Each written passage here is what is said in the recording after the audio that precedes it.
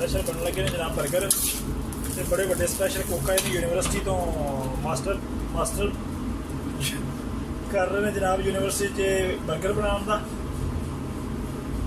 ते अपना नाम नहीं दसना चाहते तुसीं उंज ही बस खा के चेक करिया जी कैसे ने माशाल्लाह बहुत प्यारे बर्गर बनाते हैं हम बर्गर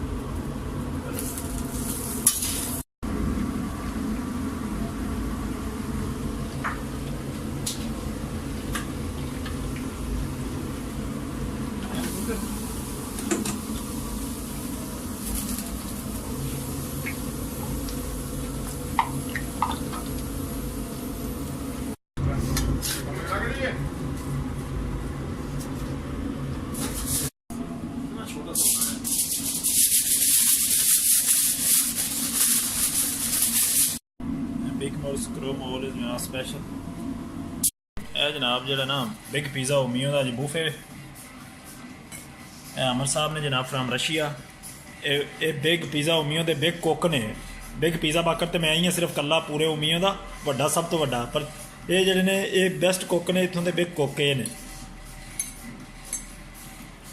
यह जनाब मेरा बूफे है फिश फ्राई है यह सारा समान जो फ्रैश है कोई थले चौल दबे गए ने वो ने ये असी दोवे खान लगे हाँ तुम वे वे के रज लो जाया करो